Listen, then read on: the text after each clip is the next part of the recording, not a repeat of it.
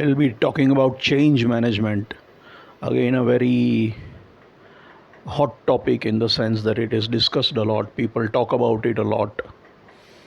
Change is the only constant, is the refrain that goes normally. But many times one finds that they are just paying lip service to all this. They just talk about it rather than actually doing anything about it.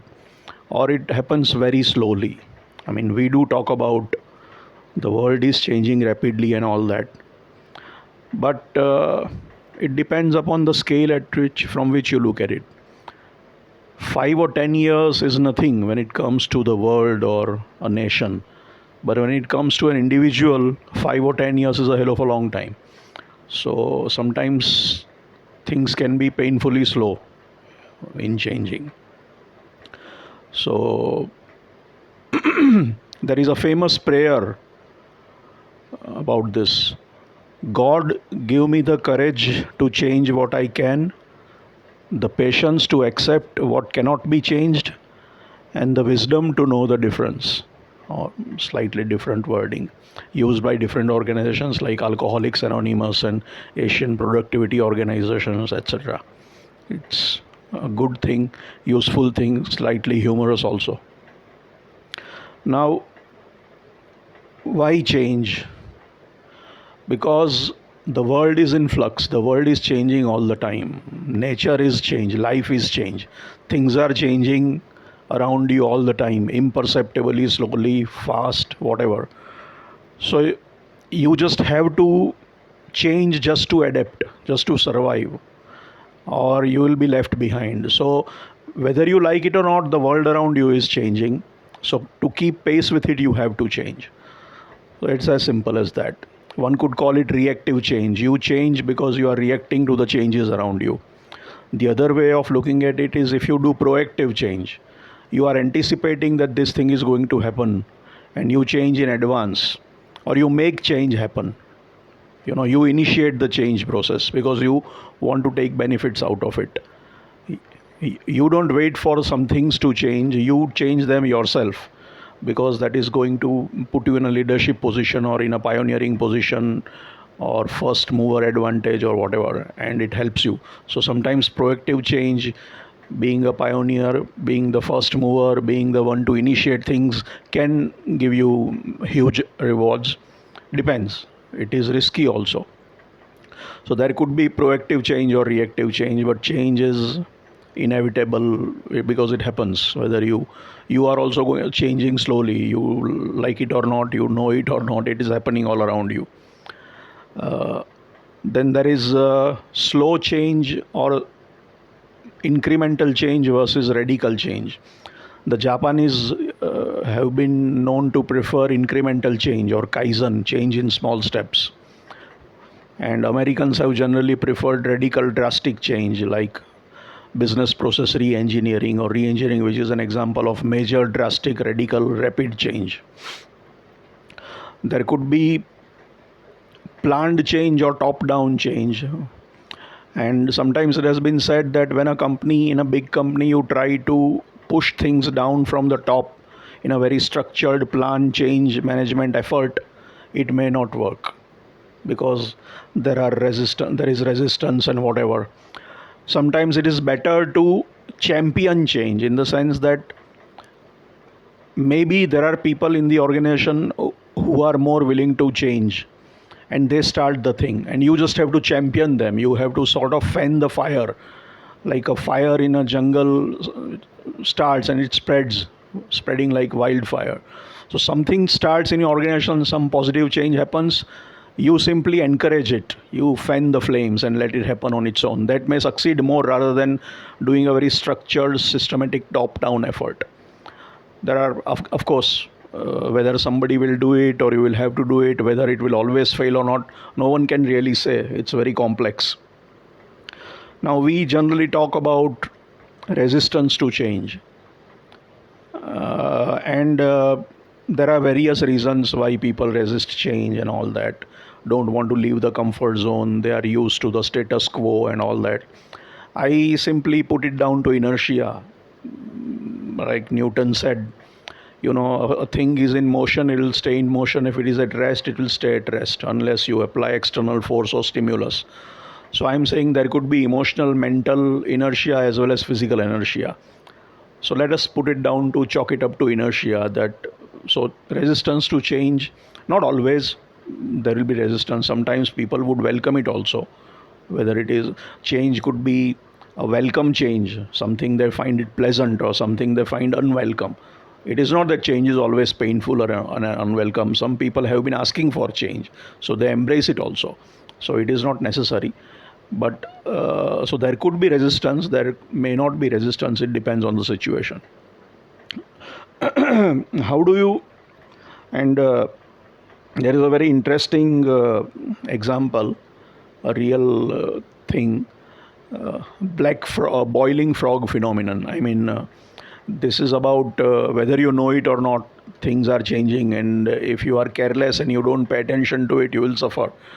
They say if you take a pot of water and boil water, start boiling water, you put that pot of water onto a stove and start boiling the water, and then you try to put a frog into the water, it will jump out because the water is too hot. But if you put a frog into a pot of water, put that pot of water on and start heating it slowly, gradually, then the frog doesn't notice it. It starts liking it also because the water temperature rises slowly. It becomes lukewarm and tepid initially and all that. Maybe the frog finds it pleasant, the slight change in heat. Then it starts getting drowsy and sleepy, and then finally it gets boiled. It dies without even realizing it. So change can creep upon you like this. So you have to be careful that you don't get caught like napping like the frog and get boiled out of existence. So you must be on one's guard and be alert to what's happening. Sometimes unexpected big things happen, like what is known as the black swan effect. A black swan is an event that has not been seen, is not anticipated, a big event that suddenly happens. Anything major, financial, sudden big major crisis and all that. It comes from the phenomenon that earlier people only saw white swans. So they assumed that all swans are white. But then in Australia, black swan were also suddenly found and discovered. And suddenly, people said, oh, there is a black swan. So the whole thing changed. The belief that swans can only be white now is shattered. You can find black swans also in Australia, maybe in other places also. So that's something, suddenly you discover something and it shatters your old beliefs. So change can drastically emerge on the scene. Something just drastically erupts on the scene and you are caught unawares. You haven't seen earthquake and suddenly there is a huge earthquake. In your life, you may not have experienced it. Maybe you are a 20-year-old person, and when you are 21, a big earthquake strikes. You have never even seen it. So if you extrapolate past, you are going, in your own experience, you will not be able to prepare for that because your experience does not prepare you. You have not experienced this before. So change can be like a black swan effect also, or a black swan event also. Recently, we have seen two major things, big things, black swan events. First, this term was used, I think, in 2008, when the financial crisis in the US happened. That is when there was a lot of discussion around this. Then recently we had the pandemic, which is still not over, and we had the war between Russia and Ukraine. So this was also a major event. So some major significantly big events happened which people did not anticipate, didn't know, were not prepared for, and things have really been disrupted a lot because of that, and massive adjustments have been taking place because of that. So change can be like this.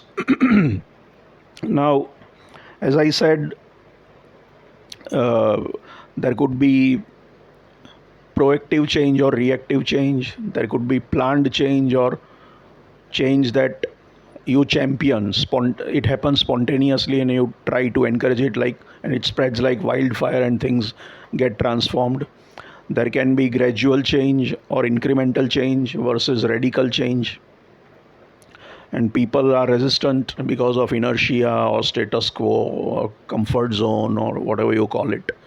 Now, how do we make this happen? I mean, how do we change, achieve change when there is resistance? There are various options. Either there is resistance, but is it something that will thwart the change effort? Some people are resistant to change. Can you still change without them hindering the process? Maybe they don't want to change, but are they necessary to that process? Could they be sidelined, and you can move on? The rest of the company or the organization can move on, and they can do what they like. They are not essential to the process, and the process can still go ahead. So you want everybody to participate, but some people are not willing to participate. So maybe they can be ignored and sidelined, and you can still go ahead and do it, unless their participation is essential, and unless if they are able to block what you want to achieve, then that's a different story. When the other thing is, it is easier to replace people than to change them. I mean, a person changing one's nature or personality or things like that are very difficult, or attitude and beliefs and all that. So if you find a person who is resisting, you are trying to make him change his habits or whatever, and he is not doing it, he's very slow or resisting, and it's not working out, then you simply substitute that person. You replace him or her with somebody else, and then things will move much faster. So that is also, sometimes that is necessary. Sometimes just getting new people into the organization helps a lot. New, young, fresh blood. That will build the momentum. When you get new hires, new people join the organization who are more amenable to change, you have selected them carefully, then they will form the critical mass. A sufficient number of new entrants are there, then they can start the process. And because there is a large number of such new entrants, the momentum will build and things will start changing. So getting in new people can help. Replacing people can help if there is too much resistance. Sometimes it's simply, I mean, in English we say by hook or by crook, and the better Sanskrit is Sam, Dam, Dand, Bhed, which basically captures all the strategies. Sam is persuasion, convincing people. When you try to convince people to change or join you in that effort and persuade them and all that. So explain to them, get them to agree with you. Dam is when you reward them for accepting your proposal to change. They get something out of it, any benefit that can happen to them. They get recognition or they are rewarded or something, so they get something out of it, so they are willing to help you in the change effort. So that is Dam.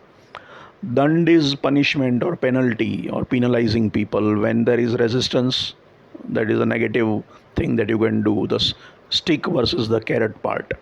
And Bhed is playing politics and making lobbies and groups and breaking up the factions, divide and conquer sort of a thing. So there are various strategies or a combination of all these.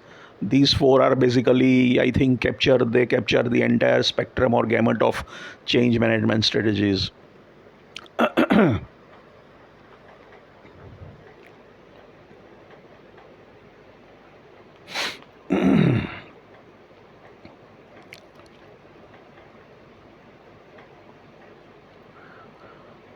People have also said convince, confuse, or corrupt. Either try to convince people or try to confuse them or try to corrupt them. That's a bit harsh and doesn't sound very nice. So I would still stick with Sam, Dam, Dand, Bhed. And ideally, Sam is the best approach. Dam is like still you have to kind of reward people to change. Dand is again you have to punish or penalize or be strict with them, and Bhed is playing politics. So ideally, Sam would be the best thing if you can do that. And if you can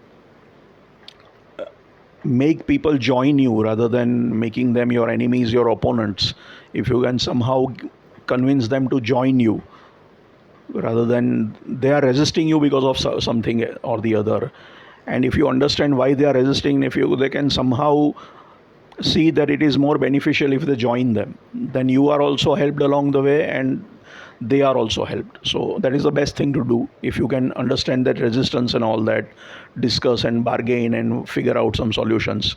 But again, it depends upon how strong that lobby is, how resistant it is, whether it is willing to listen to you or not, whether they are very hostile, how crucial are they to the process and all that. So which strategy to deploy or apply would depend upon the situation in which you find yourself.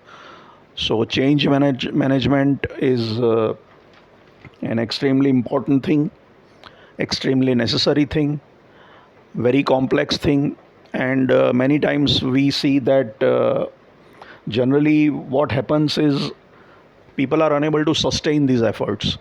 So like we said that I said earlier that learning is somewhat a permanent change in behavior, and this doesn't happen, a change effort is started, some change happens for some days, and then they are back to square one. So the new things that have been started are ditched, and the people revert to type, they go back to their old ways, they go back to their old habits. The new habit doesn't become actually, the new behavior doesn't become a habit actually. So new ways of are started, adopted, and then abandoned. It just, the momentum doesn't stay, it doesn't get built up, it people get tired or maintaining it, consistently doing it day in and day out till it becomes a habit and it becomes institutionalized, then only can it be a permanent thing. So many times you see efforts at change, but these are transient efforts, they are not permanent efforts, and no real change happens then. It is just an experiment and it dies out. So that is a pity, that is not what we are talking about here. So that real change requires sustained efforts, and only when it becomes a permanent kind of a feature, when you change a procedure, the new procedure stays, rather than changing the procedure and then going back to the old procedure saying this doesn't work or that doesn't work. So there will always be that problem, there will always be, when you start something there will always be difficulties, and if you give up then it won't happen. So that it requires a lot of tenacity also, a lot of stick to itiveness and all that. So what we are here talking about is sustaining it, rather not ditching it, not just doing it today and then forgetting it tomorrow. So change for a day is not change, change which is more or less a permanent feature. And when you adopted something new, it becomes that new thing stays there, rather than you are giving it up and going back to the old thing. So that is not the real change that we are talking about here. So real change is difficult, and that is why many people just pay lip service to it and don't really do anything about it. It's a complex process, it's a tough process, but sometimes it is important, and some people do it willy-nilly and some people are forced to do it and there is no way out and then they do it, and some people are smart enough and they do it in advance, so maybe they can reap huge rewards out of it. So one has to figure out the whole thing, where it fits in one's scheme of things, and think accordingly and act accordingly. Thank you.